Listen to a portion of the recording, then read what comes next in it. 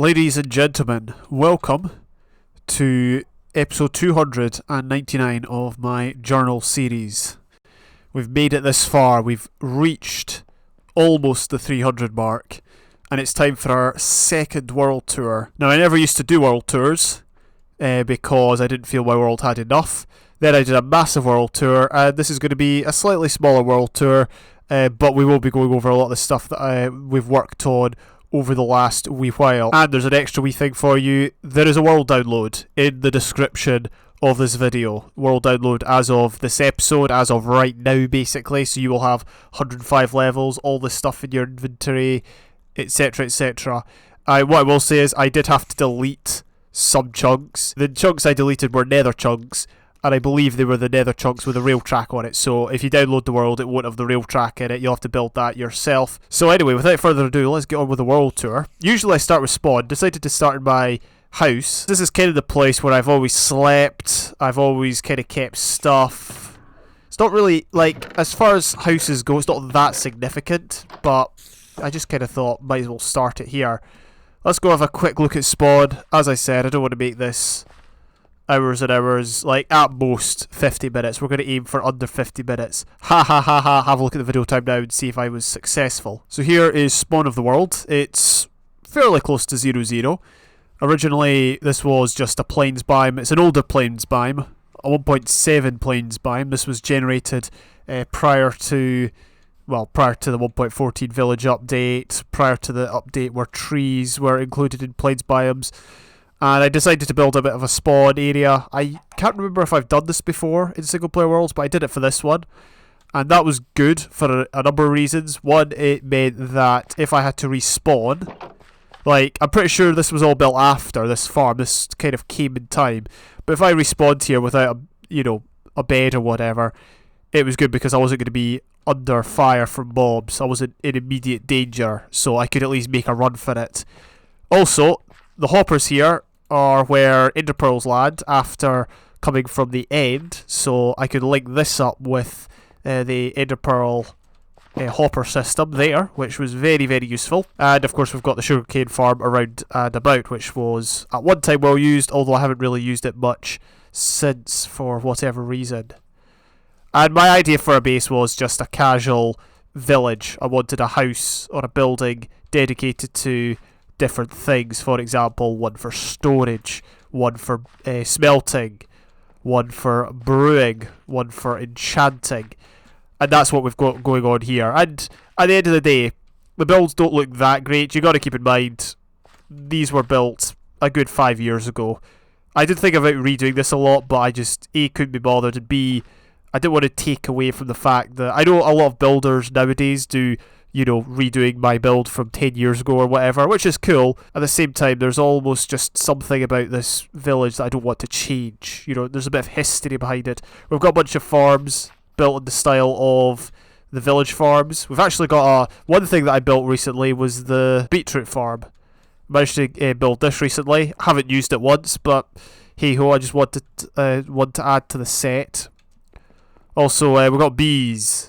These were added fairly recently. Well, obviously with 1.15. I was going to build an auto farm out of them based on designs I saw online. The reason I didn't was because they kept dying. I thought they were dying because I was keeping them in an enclosed space, but silly me, they were dying because they were attacking me. I was like hitting them and they were attacking me, and bees die if they sting you. So yeah, that was something that never got going. Ultimately, I don't regret it, because we did get a lot of items from just this. And it took me a while to figure out you had to put fires underneath the beehives in order to stop them attacking you. So, yeah, those were two fairly recent additions, which are nice. I kind of like the trees here, honestly. A few more farms here and there. This was relatively recent. I made this. It's not automatic, obviously, but it's just a way of getting cocoa beans, brown dye, if ever we need it. And yeah. Cow farms are over there. Pig farms, sheep farms, everything like that. Not automatic, of course. Right, here are two things that have changed since the last tour. This iron farm no longer works. There are no longer any villagers in it. They've all been transferred to the village. And that is the new iron farm. In fact, all the iron's gone because I used that on... I can't remember what project I used that on. Yes, it's gone from my mind. Anyway, this is the new iron farm, and it's not that good. I don't know why. It was alright to begin with, not amazing. Maybe it's not that good because these guys keep escaping. Anyway, yeah, this is one of the newer iron farm designs where... Hang on a minute. Oh, I can't die here. Well, I can die, but I don't want to. There we go. So this farm is a common design used these days, based on villagers seeing a zombie and then crying for help, and then iron golem comes, and then you get the iron and toss the flour into lava, as I've opted to do. But yeah, as I said, it's not that great. As you can see, it's... well, something's affecting it. Maybe there's a whole load of iron golems scattered around, I don't know. I mean, at the end of the day, I've not really needed it. The projects I've done recently haven't really required a hang of a lot of iron, thankfully. And it was my own fault for using it all. Also, on another note, if you look at the seed of this world in 1.7 and then compare it to what you see here, it's very different. Like, the amount of enderman damage... like, this is stone. There would have been, I mean, if this is the tree line, there would have been, what, 2 layers of dirt above this? Endermen have just gone to town on this. I've spoken about this before, I've raved about it, but like, I can't believe Endermen have done so much damage in this area over time. Okay, let's head off, and I think we've had a look at just about everything over there. As I said, I'm not going to be showing you absolutely everything. We've got ourselves a chicken farm down here that's actually active, so I'll have to make sure that doesn't get out of hand and lag the world. This was just some custom trees I attempted to build. They don't look that good. I'm not going to beat around the bush. They, like, at the time I thought they were cool, and even now it's still cool as a bit, you know, something a bit different, but they're not amazing. Obviously I just grew dark oak trees and then surrounded the base with logs. But I kind of like this area, and it's fenced in, so it's kind of like a national park or just a park in general. We've got a bunch of redstone lamps that light up when it's dark. Now, one of the biggest changes in this world comes at the village. I've actually built a fair bit here. This is arguably an even better iron farm than the automated one, based on the fact that, well, sometimes the number of iron golems is uncountable. But that's pretty cool. So we got a lot of iron golems, got a lot of villagers too, and they've actually been spawning. These are a bunch of unemployed villagers that don't have, well, obviously they don't have jobs, but they've been here since I built this. We've got 3 new builds since episode 250. We've got this one here. This is the firework factory, firework star factory.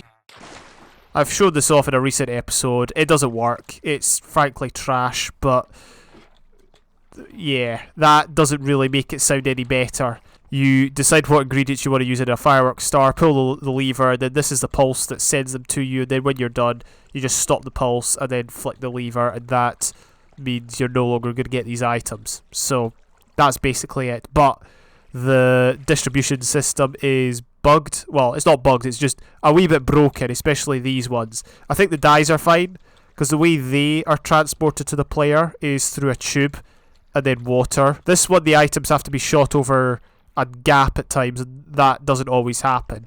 And similarly, some of them don't pick up enough velocity to arrive here. It's really not that great. I could have done a far better job at it. I guess I should pay tribute to this part of the world, as this was the only part of the world that was built in America. Went to America during the Cakeware Marathon, during my transition call. I filmed myself on stream playing this game, not like this game. I didn't record my screen, I recorded me playing the game, so it probably didn't look so good, but I built this. This is the only thing I built in America. I didn't play much Minecraft in America. I played a few UHCs. Can't remember why. Well, I'm guessing it's due to frame rate and that. Like, you know, once you've had good frame rate to then go to a laptop where frame rate isn't so good, it's a little harder. So that's probably why I didn't do much work in this world while I was over there for a month. But yeah, that was the only thing I built, so, you know, I think it's worth showing off. The other things that I've worked on a place to keep clerics, who are still, by and large, a very useful villager to have, especially in terms of getting rid of zombie flesh. You can get redstone from them, lapis, whatnot. But another type of villager that has been very useful since 1.14 are the Fletchers. These guys trade sticks Also feathers and string. Lots of stuff you can get rid of here, but mainly sticks. That was such a good update to these trades. I really like this. So I built this wee area for them. And yeah, I've used it quite a bit. These are all the emeralds I've got. I've got a lot of stuff there that I could be trading off.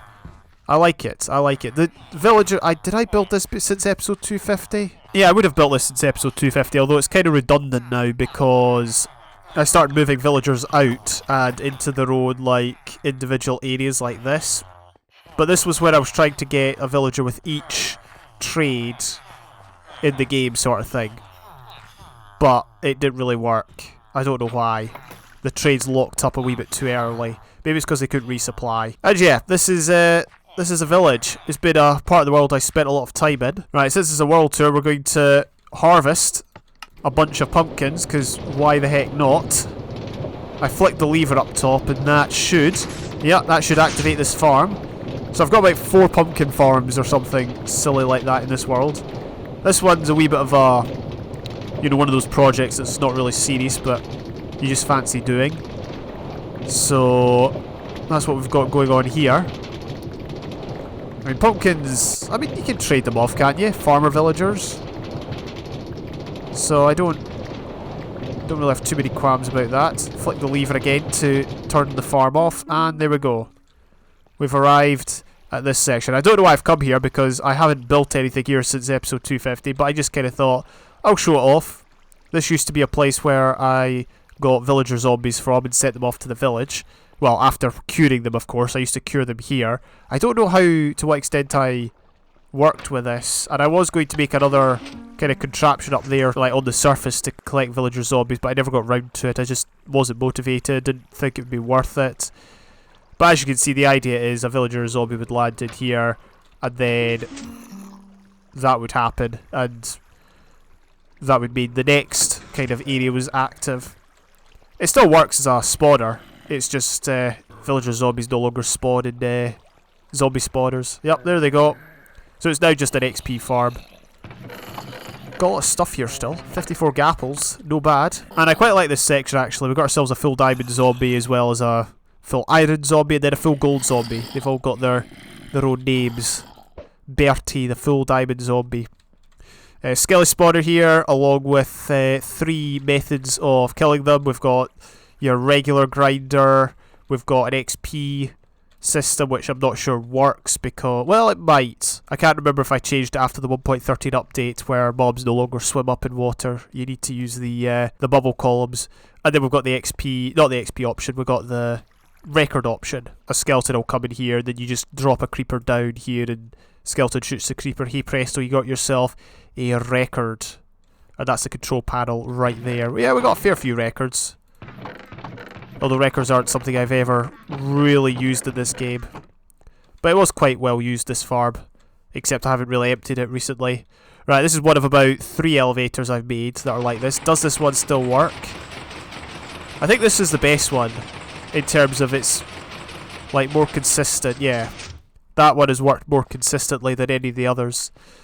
This brings us up to an area of our world which is a bit of a village in the woods. Got a few houses. This is where the creepers are captured. So the idea is we go in the world, find a creeper, lead the creeper over here. Creeper falls in, goes down to the disc farm. This is the XP option for skeletons that I mentioned before. Let's see if I... yeah, I did upgrade it, so it would still work. But yeah, the idea is the skeletons are shot up from down below.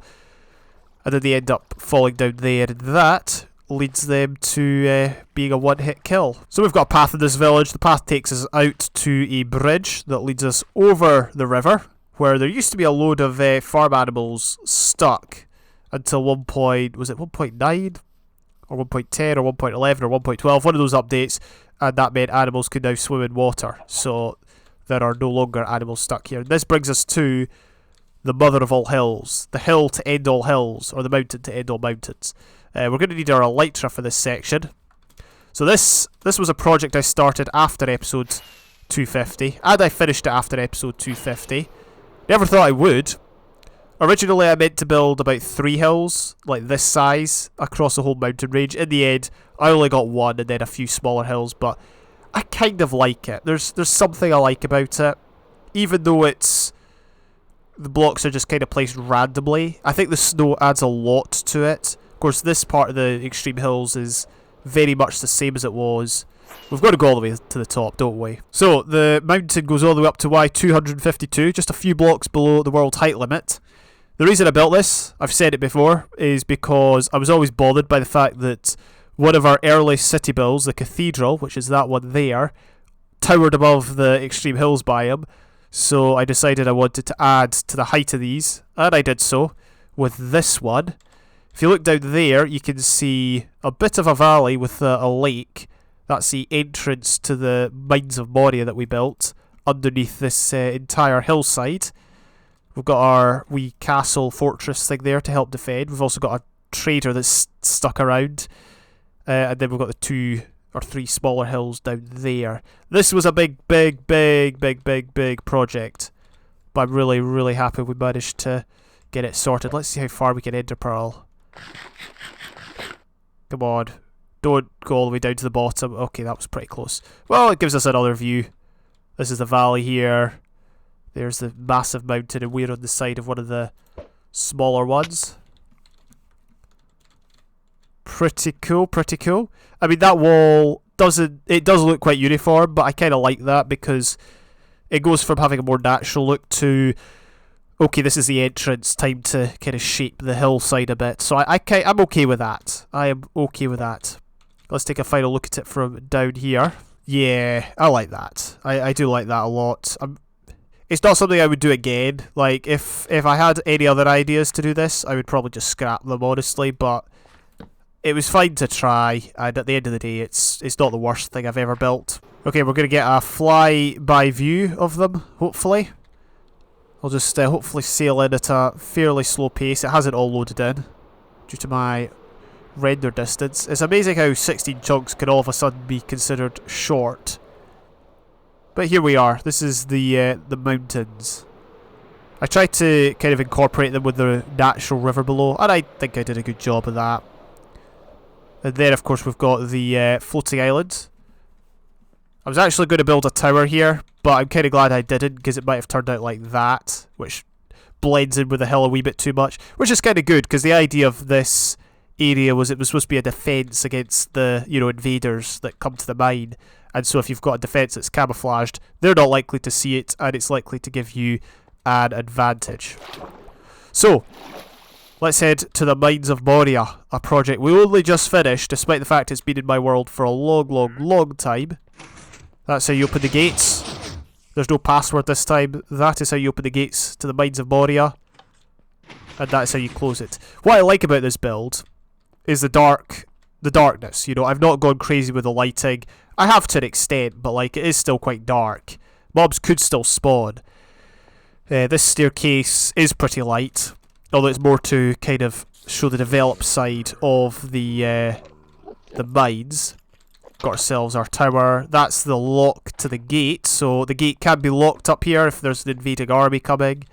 The idea was to kind of base this off the retaking of Moria by the dwarves that is spoken about in Lord of the Rings. So, for example, the dwarves maybe only made it a wee bit into the mines. They never made it maybe past that point, and so they were able to colonise this area. They got their tools, their weapons. They've managed to add lighting and a defence, but they've yet to retake this part, which is why it's a little darker. Very dark down there. Broken staircase, I like that. Bit of mining activity there. We've got a pit with water at the bottom. And then we get into the main room, the Bridge of Khazad-dûm. This is one of the oldest, one of the biggest digging builds I've ever done in this game. I did a similar build in my Journey world, which, looking back, seems kind of daft, but I sort of don't regret it, because it was a wee bit different, the build. But I think this is a wee bit bigger than that. It's maybe not as tall, but it's definitely wider. Wow, it's such a big place. And I said this in my last world tour, but the top half of this build, maybe up to about that flooring there, it was done mainly with stone pickaxes, iron pickaxes. I didn't have an awful lot of resources back in the day when I did this, so it seems strange to me now, but that's the reality of how I dug this out.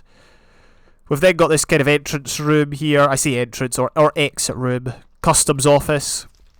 I like the fact that it links up with other cave systems. That was important to me. So there's 2 or 3 areas now where this links up with cave systems. This actually goes to a cave that leads outside, so it could be considered as a secret escape route or a secret entrance route for invading armies.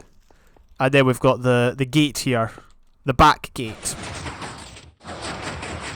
Really like that. Can't remember whose video I watched. I do apologise. But the tutorial I did watch, thank you. It really helped and got us a really cool gate. And the path just kind of ends here. We've got a bit of a lake. This is something I did recently. I increased the water levels here, which I do like. I do like a wee bit more water activity here and there. Maybe it's for extra defence, or maybe it's also just for looks. We've got a lake there, in a natural kind of area. This was the part that took longest though. I increased the water level here to create a nice wee lake. I do like that. Really, really enjoyed doing that. Maybe I should have done more of that in my time in this world, but I mean, it's cool when we have done it. Anyway, so we've got the mountains over there. We've got the village over there. The bad custom trees over there. There's the village. That's the horse stables, by the way. The red one, if you don't know. Now we're approaching 0-0 to this world. Now, this is one of the oldest builds in my world, definitely. The creeper. Back in the day, in my really old single-player worlds that predate my YouTube activity, I used to have like a wee monument at 0-0. It was really lame, just like a block of netherrack that was flaming. It'd be like, hey, it's, you know, a torch sort of thing. But I thought for this world I wanted to do something a wee bit better, so pretty quickly I came up with the idea of building a creeper statue, and that's what I did, and it stuck. It did look a bit different when I built it because that was before the 1.12 colour update. But I never changed it just because I thought it's not worth it really. As you can see, it is 0-0 if you look at the coordinates. And then it comes to probably the best build, biggest build, most complex build on the server, the city build. I really, really like this build. It was all finished by the time of episode 250. I was actually uploading daily as I was building this back in 2017, I believe it was. Like, I worked on it like back in 2015, 2016, and then I went for months on end without doing anything, and then all of a sudden I went for a 3 or 4 month period where I worked on this non-stop and got it finished. It's something I always wanted to do in the game, build a city with like a wall, and it's sort of medieval based, but there's builds in there that are questionably medieval. I'm not going to go around it all and show off everything. I've already done that in episode 249. Check that out if you want in one of the playlists on my channel. It doesn't actually look so good from Elytra because the roofs are maybe a wee bit... I mean, this is the best roof. On top of the library, this is the best roof. But it does maybe look a wee bit underdeveloped when you look at it from above. There's the museum we worked on last time. But yeah, I do like this a lot. Like, the idea for builds just kept coming to me. I kept looking online for inspiration, what other people had done, what was actually found in medieval cities. Because here's the thing, right? Libraries, there probably wouldn't be libraries in every medieval city, given the fact not everyone could read. Reading wasn't such a big thing, but obviously in some medieval cities there were libraries because that's where the elite went, that's where the educated went. This is a very bad post office, let's not talk about that. That's, I think, just a store of sorts. We've got the town hall, this is the main street, I should say. We've got the inn, or the hotel, or the B&B or the motel, whatever you like. Another very old build is the cathedral. I really like this build. Got a fountain with the kind of bubble swirls on top. I like that touch. Good feature. I like the inside of it too. Oh, I feel like it was better at one time, the lighting and that, but it's still kind of cool. Big build with lots of lights. There are a few builds here with a practical purpose. For example, we do have a sheep farm, which... Oh yeah, so basically what you did was you sheared the sheep and then you could send a rail track around to collect it, so that was kind of useful. And this is one of the builds that is non-medieval. It's a nightclub. I probably wouldn't show too much, but... Oh wow, okay, yep, no, we're not going in there. No chance. I might as well show off some of the castle. So the main street leads to a bit of a staircase. We've got a nice wee area of nature here, some trees. And then the stairs go all the way up to the castle. I remember building this on stream back in the day. Very, very cool build to do. It's not a castle in the sense that there's not much to it. There are walls, a few towers here and there.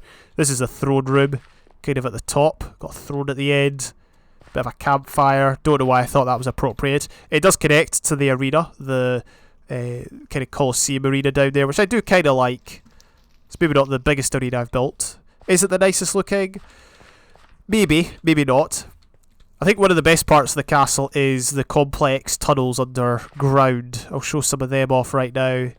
As you can see, you enter one of the towers, you head down, and then you go over here. And I've not actually been in here for a long time, so let's see if I can remember where everything is. We've got ourselves a bit of an eating room, big hall. Well, it's not really a big hall, a banquet area. This is where the beds were, the sleeping area. Oh, yep, no prizes in guessing what that is. Let's see, this is kind of cool for me too. As I said, I haven't been in here for a while. I think this goes to... Oh, hang on a minute. Help! This is bad because there's an egg crystal in that room, and if these guys shoot it, the whole thing's blowing up. Right, let's just be careful. Okay, there's no more mobs. Yeah, I remember this. The reason I remember this is because in Douglasville, which happened in January, Douglasville UHC, check out the playlist on my channel if you want to see it. Someone came and shot the egg crystal. Just because why not, I guess. Felt like there was more underground areas. Oh yeah, where are the other underground areas? Up here maybe? Oh, this is a big hall. This is another throne room. That goes off to the barracks, which is another build entirely. And then if you go up here... Yeah, this is the arena. One goes to the arena, and the other goes to the tower. Another tower. Where does this go? Whoa! Oh, I forgot about that. Oh, this goes to the horse arena. Oh, that's pretty cool. Yeah, the horse arena had a practical purpose too, which I won't show because I've spent a long time in a recent episode testing the speed of horses. But as you can see, we've got a timer there that was built by Etho that I had to transfer to this world without a tutorial. And yeah, you could actually test the speed of horses here, which was really, really cool. I really like that feature. Unfortunately, when I tried to replicate it in a recent episode, it just wouldn't work, but hey-ho, at least we got one in this world, and it happens to be in the city, which is nice. Right, so the big mystery for me is, where's the secret escape route? Like, it's so secret, I don't even know what it is. Yeah, here it is. So what happened to it? How... Oh, I know. Oh, I'm an idiot. See, it's such a good escape route. I can't even find it. I think what we do is that. Okay, yeah, and then we shut it that way. Right. Wow. That made the episode. Not even I could find the secret escape route. I forgot its secrets. Okay, I cheated, but you know that's still pretty cool. But then there's this. This is an added secret. What's the code again? Is it that? No? Hey, I remembered! I remembered that though. Then all we do is we hop down here. So, I always felt the castle needed a secret escape route for, you know, in case of times of trouble. You know, imagine the area gets taken over by an enemy army. This is kind of like a bunker. This is a medieval style nuclear bunker where you can come and survive for a time. It's got a well system here. Be gone. It's got a well system here. I like the floor. I stole it from Packrat from Minecraft because I thought it looked cool. But it does add a bit of lighting. Got furnaces, bedding, farms. I like this farm. No idea why, but I do. Does it come from above? No, it's just... it could have come from above, but it doesn't. Very nice. And then there's a bunch of ores kicking around in the walls and whatnot. And then you got a log tunnel here. And then we've got a log tunnel here which gets the residents of the castle out of harm's way. So let's go along and see what it comes out. I think it comes out the Tagia, but... oh yeah, we've got to hurry out. Oh, okay, I thought both would open. Yeah, I like that. It's very well hidden. I mean, obviously, if you had prior knowledge, you would know to go between the two trees, which... I think these are natural. I don't think I planted these. So if you had prior knowledge, you just go through with a spade and hey presto, you've got yourself access to the most powerful castle in the territory. It's basically like knowing where the secret escape route of the White House is. So yeah, that's just about it for the city. I don't really have much else to show. I kind of want to show you the aquarium now, since we got the mining fatigue. Fish. Fish. Okay, we got it again, but that's okay. Here we go. This guy took so long to get here, and I think I killed one or two in the process. We got regular guardians there. We got a few squid. This was before the update aquatic. Otherwise, I'd have fish in here and whatnot. But hey ho, I like it. Got a mini wall there. This actually reminds me of something out of Vegas. I don't know why. I feel like Vegas is a sort of place where there'd be like an old medieval wall, but actually there's flashing lights on it. There's a logo. There's a way to get up there. It's all for partying or tourism or whatnot. It's just got the Vegas feel to it. Maybe that's the Vegas side of town. And yeah, that brings us to the outer gate, the other gate, the back gate, and to the road. The longest road ever built in Minecraft. Not really, not really. It's nothing compared to the roads on 2B2T, but I think it's a pretty cool road. We're not going to go down all of it, I say, before going down all of it, but you can kind of get the gist of it. I wanted to build a long distance road just because why not? It's not something done very often. Not all builds have to necessarily have a function, and I've always liked my world to be like linked up with roads and infrastructure like that. And that's what we've got going on here. The real challenge was to build the road in a way where it sort of complemented the terrain in a way. So it wasn't like just a straight road going right through the terrain, you know, digging through mountains or whatever, but actually looking for the easiest route. If this was real life and people wanted to build a road somewhere, what's the easiest route to take? So that's what we've got going on here. I'll fly along it for a bit and I'll show you some of the nicer parts. I thought I might as well show off the horse area, the horse country, where I was trying to look for a very fast horse. Couldn't breed one. I did find a fast horse, and then it died. So, bit of a waste. But yeah, this is a place where I was testing horses recently. And it runs past the road, not the same road, but it is linked to the same road. This is a road that runs around the entire ocean, that ocean. I really like this with the massive waterfalls, the wee lake there, road running through the plains, the mountains. I like mountains next to plains. That's like my favourite combination of biomes. I don't know why. Then we've got another tunnel, more mountains next to plains. So the road continues through a desert. We've got ourselves a really epic savannah plateau area over here. I have spent an episode exploring that, I believe. But I really do like it. It's really, really, really cool. Well, you can only see some of it here. You've got to, I guess, fly over more to see. But we'll have a wee look. It's pretty cool, pretty cool. I never built here. I don't really regret that, honestly, because I don't think I would have made it look any better than it already does. But yeah, Savannah Plateau right there. And the road finally arrives at its destination, which is the area of my world that is dedicated to Rwanda, Central African country. This is the road. It transfers into a dirt road and then transfers into a more developed 21st century road or 20th century road. I mean, I think it's still pretty cool. We've got ourselves a petrol station. We've got ourselves a few businesses, a few shops. This is to kind of show off the urban area of Rwanda. When I was there, I spent most of my time in Kigali, which is the capital. So this was a big part of being there, was being in the city. But then we've got the farming area, massive wheat field that I just wanted to build for whatever reason. I think it looks cool. And then over on my left here, I should say we've got another wee area of farming right here. And yeah, over on my left is the wild, the national park where lions roam. I don't think there's actually any lions in Rwanda, but there are gorillas, so you get the idea that these are the sorts of animals that hang around here. Got some interesting lava pools, just a whole load of grass and trees and that, just to kind of make the place seem a bit more wild. Even though there aren't many trees necessarily in the Sahel, it's just to give a more wild feel, as I said. And then we've got parts of the desert that have a road. And, as I said in a recent episode, this is the furthest extent of the road system in my world. Goes all the way to the shores of the sea and to 1.13 terrain, which this isn't actually the closest 1.13 terrain in my world, you'll be glad to know, almost 6,000 blocks away from spawn, but or almost 7,000 even. But the yeah, it just so happens this is where it ends. We've got another savannah plateau mountain thing over there. Should we try fly through the hole? Why not? Boom! Look at that.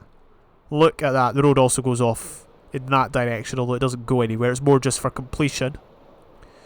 And I will not be flying back or taking the road because that took way too long. So we'll go via the nether. Pretty sure have I cleared all this out?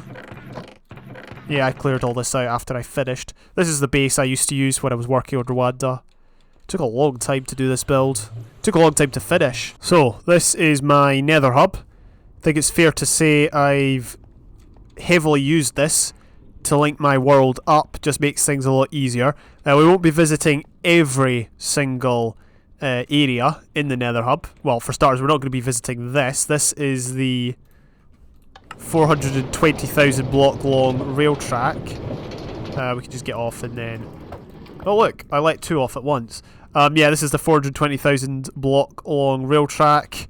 We're definitely not going along that at all. That's an old gold farm over there. I won't be showing that off. I think I showed that off in the last tour.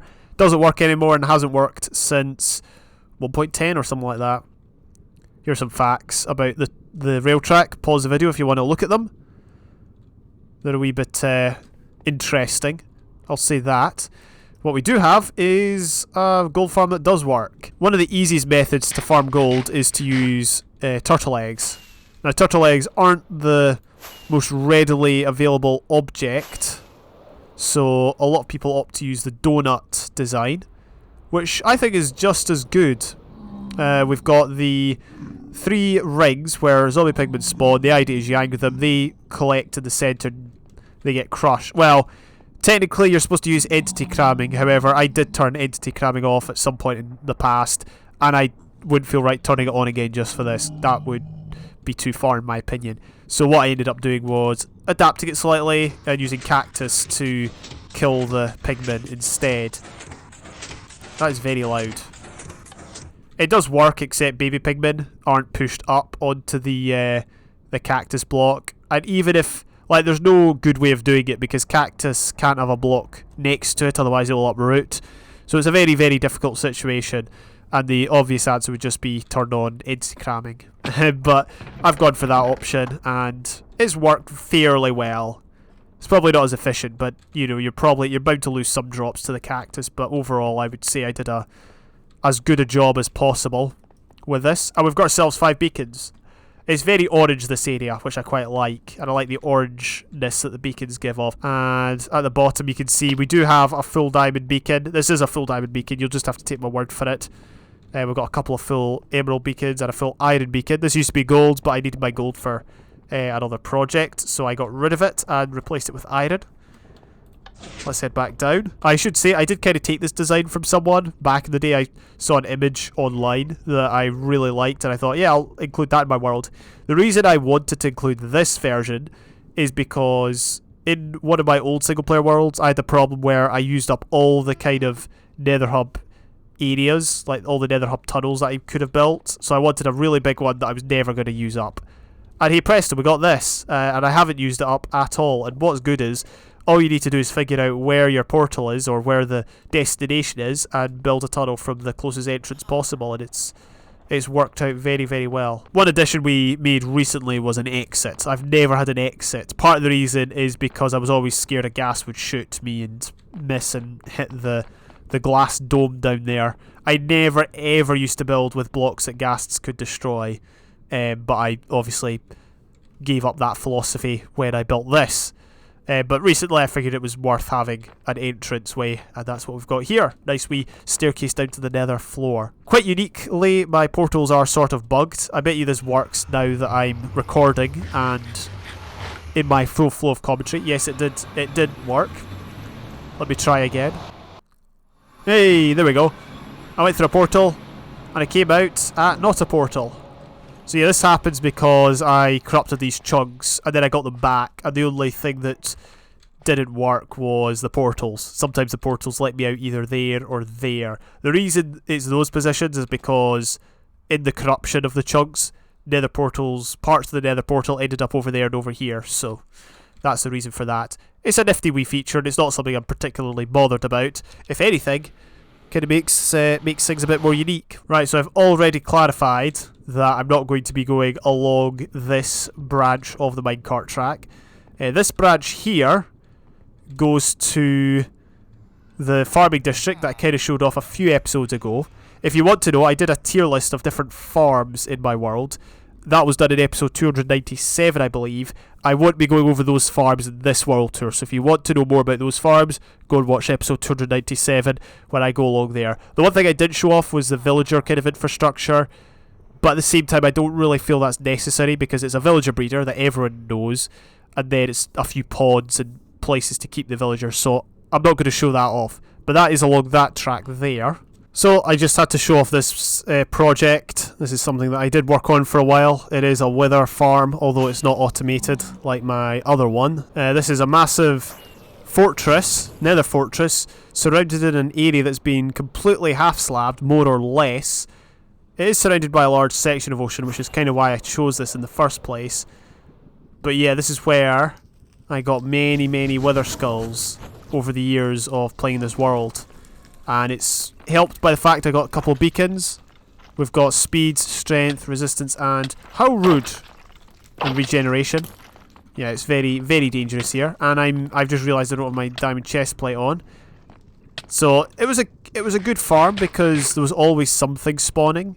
It was bad in the sense that once you killed off a bunch of withers, yes, you then did have to, you know, go and find some more. But other than that, you know, wasn't the worst thing ever. Did the job. You also got blaze here. You could kill pigmen. It was very easy to kill pigmen in one shot with smite. Although I don't have a smite sword, so will it work? No, it does work with strength 2 and sharpness 5. But smite was obviously better for the wither skeletons and for the zombie pigmen. Magma cubes were here. It was just a crazy, crazy place. One thing I forgot to say, folks, is in the Nether Hub, the upper areas are long distance routes, whereas the lower areas down on the bottom level are shorter distance. As you can see, some of them are so short, you can actually see the portal that they link up to, like that one over there.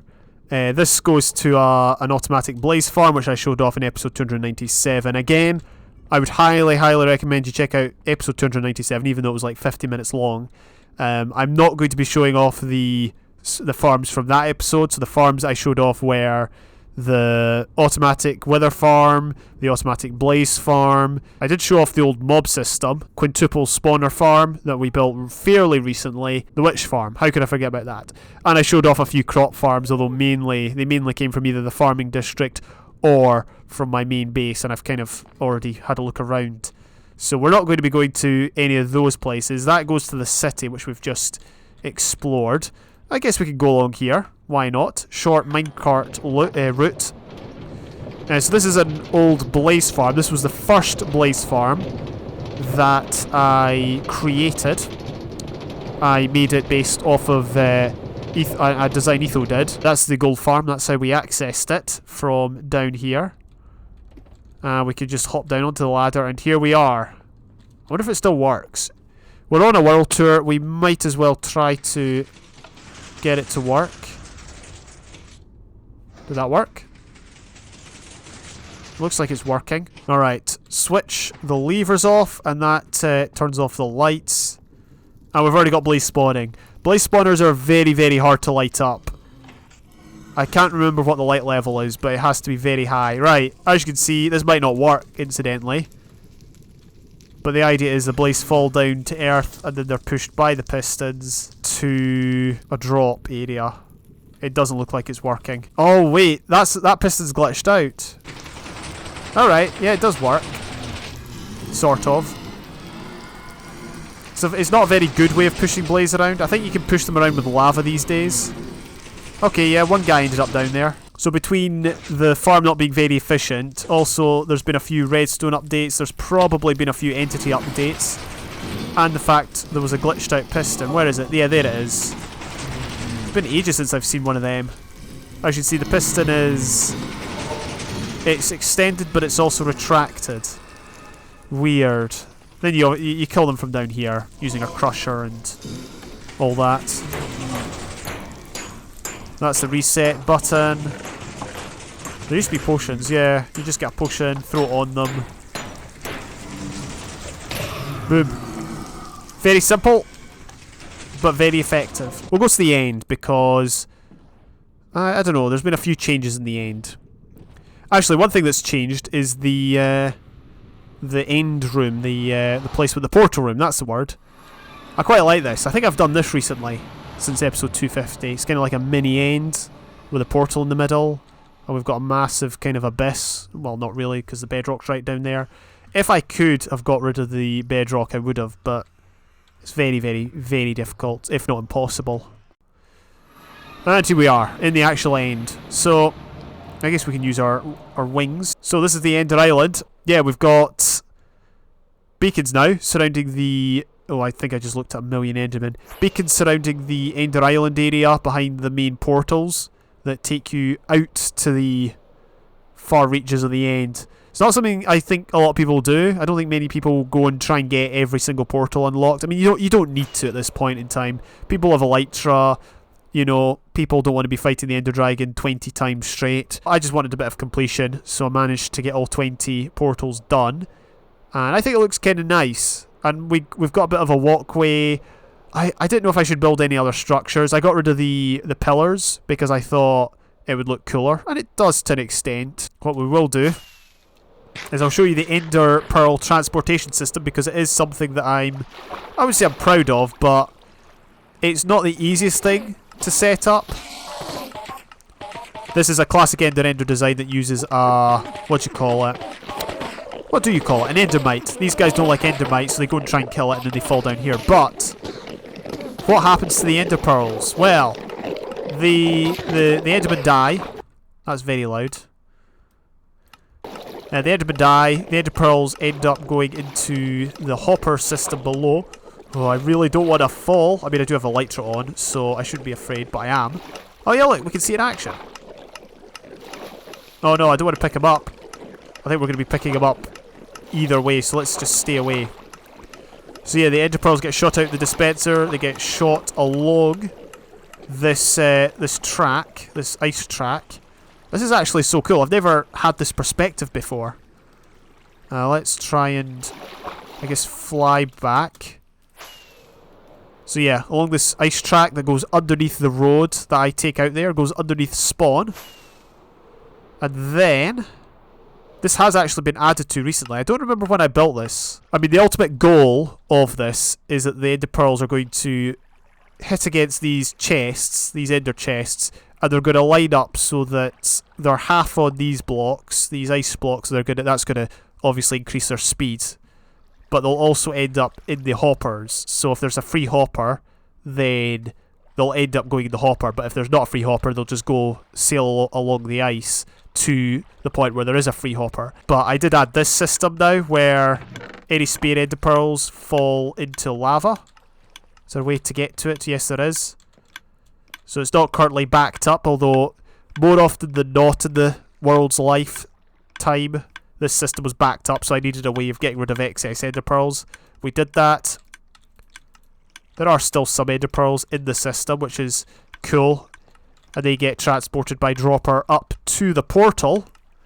And because of the way the game works, if you shoot an Ender Pearl into the bedrock underneath the portal, it'll just sail through the bedrock and it will go into the portal and head to spawn where those hoppers were sat. So it's a very useful system. It means you don't have to be continuously transporting Ender Pearls back and forward. I'll show you where they end up, basically, since we're back here, you know. So there's the hopper system that I showed you at spawn, and as you can see, it's backed up. It's been backed up for a while. We can see the product of it all if we go under the ground. So, I've not actually showed this part off in the tour. I forgot. I almost forgot. But I didn't. So we'll give not a full tour, but just a quick one. So basically, this is the underground area of my base, where the main features are mob systems and various other farms. The main entrance is at the bottom of this well. We've got ourselves a mushroom farm that I showed off in a recent episode, in episode 298, or 297 I should say. We've also got a purpur farm that I built at the dawn of 1.9. That being said, I've never really used it. Who builds with purpur? I mean, I'm sure some people build with purpur. I see it's become a dumping ground for Endermen, as this area has been. Think of all those grass blocks the Endermen pulled off of my land. They had to go somewhere. We do have some produce here. Yeah, it's not really been well used though. We've also got a tree farm in there, a vine farm over here. All just manual stuff really. It was all starter stuff that I still use to this day. Then we've got a slime farm that we can see in action. We've got a medium slime in the water. We've also got the mob farm, but again I spoke about that more in depth in episode 297. The tier lists one was a few episodes ago. This is the storage room for the mob systems. We've got the mob system produce. As you can see, the bones is backed up. Yep, the bones is well and truly back. What happened to the bones? Do they just end up here? I don't know where they end up after it's all backed up. But anyway, slime balls go here from the slime farm. It's very handy to get all the drops in the one area. And then we've got the massive storage room. Someone once asked me, why did I have so many chests? Well, 299 episodes, 172 or 173 days of playtime has demonstrated why I have so many, well, not chests anymore, barrels, because they don't lag as much. But this shows just why I have so many. Most of them have been used. And arguably, these ones weren't even added when that comment was made. Like, these ones were only added after, but look at that. I have actually used the majority of this storage area, mainly for fishing reasons, because I did a lot of AFK fishing. But the point is, I knew I needed this. I had so many items in this world, I had to find a way of storing them in bulk. And that's what we've got here. So, and this is where the ender pearls go, I should say. Ender pearls here. Sugarcane here. And actually something I wanted to show was end city items. I once went end city raiding and I still have a lot of stuff from those times that I have not used. This one in particular, look at that. Look at the shulker shells unused. Elytra. Spare Elytra. I did have to use it recently because I died and lost my Elytra when I died in fire. This is the remnants of the once heavily used AFK fishing farm, which I did get rid of right enough when AFK fishing was changed ever so slightly. But this is the remnant of it. I got rid of the hopper systems and the farm itself. So yeah, it's still full of items I just haven't cleared out. And then we've got a portal that takes us back to the nether hub. Well, as you can see, we're at the end of another nether tunnel. This one goes to a portal that goes out to an area where I used to get a lot of sand. I called it the feel free to wreck area. But there's also something else here, and there's no there's no minecart. Oh wait, I've got loads of spare minecarts, so I don't know where I got all these minecarts from. Alright, well, the reason I'm showing this off is kind of as a follow-up to episode 297. I talked about many failed attempts at building an automatic blaze farm. One of those failed attempts is down here. I never come down here anymore because there's not really any point. I've already got an automatic blaze farm. I've got 2, 3 technically blaze farms. So yeah, here it is. Very, very interesting. They are still active. There's one. It's a double blaze farm actually. One there and one over here. And I honestly don't know if it'll work. I don't know what the procedure is. I see there's rail tracks down there, and I'm guessing that means they're not going to work. Oh, it does. What? It works? But where do they end up? Oh, I see. They end up there. And then they've presumably got to be knocked down. They get knocked down this tunnel, I'm guessing. The reason there's cactus there is to get rid of the minecarts. Oh, look, here comes another one. This is actually really cool. Yeah, the problem is though they're not getting knocked down. So that's probably one of the flaws in the system. Yeah, they're supposed to get knocked down here, I'm guessing. So the problem with the whole design was you had to be close enough to get the XP but far enough away that you wouldn't damage yourself with the potions. This is where the potions would get dropped out on top of me. I'm guessing it's all wired up in that, but the fact they can't fall down probably suggests it doesn't work. It's all automated though. I do not remember how the crushing system was activated. I'm guessing it's a crushing system. The fact there's a piston there suggests it was a crushing system. I have used glass though. Could they still be crushed while they were next to glass? I don't know. Don't remember. Anyway, as you can tell, this was an area of great headache for myself. I say great headache. You know, it wasn't that big of a headache, but you know what I mean. It was a tad frustrating. But yeah, this is one of the failed projects, and I actually don't mind it. Like, you may think I feel a wee bit down about it. You know what might have been. The reason I gave up on it was simply because I figured it wasn't feasible to make an AFK blaze farm with 2. I probably figured I only needed 1 blaze farm or blaze spawner in order to make the AFK spawner, the AFK farm. So yeah, oh look, there's still there are still potions there.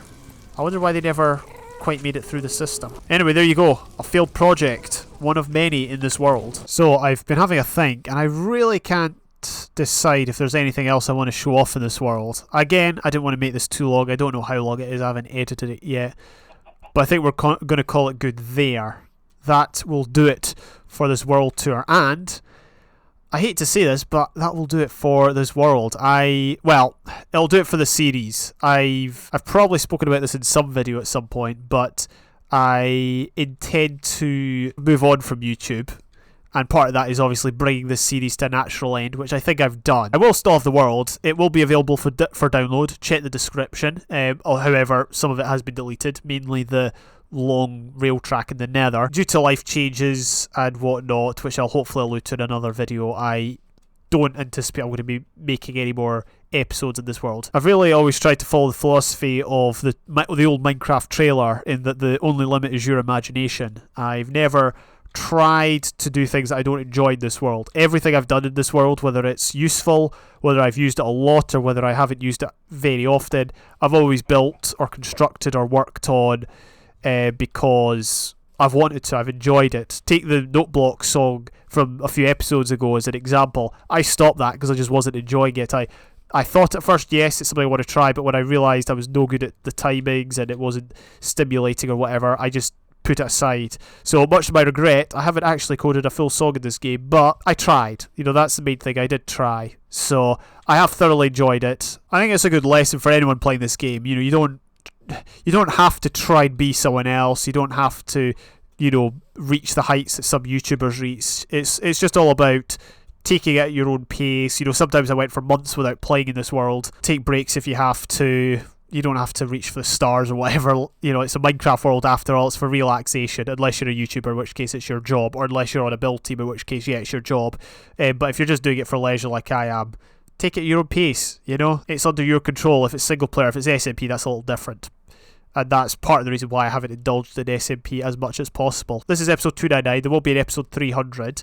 And if you haven't gathered, with my Journey series, there will be 250 episodes of that. So in total, that's about 550 survival episodes linking the two series. But then you've got to remember, combining all the SMPs I've been on and things like that, I've probably got somewhere in the region of about 700 to 800 survival Minecraft episodes, or videos I should say, on my channel. The thing is with my channel, and with the series, I've had people follow it over time, you know, viewers that have come and gone, and I'm not unhappy about that. I always get as much satisfaction out of that for a period of time there was people that were interested, even if they're, you know, maybe don't watch my channel anymore.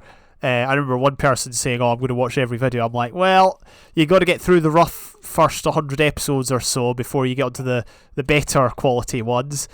But yeah, I've enjoyed it. I've really enjoyed this series, this world in general. Anyway, that's not the end though. There is one more episode to go, which will hopefully be a wee bit unique. So look forward to that. And yeah. Thank you for watching this video and any of the videos in this series. If you have, I will see you when I see you.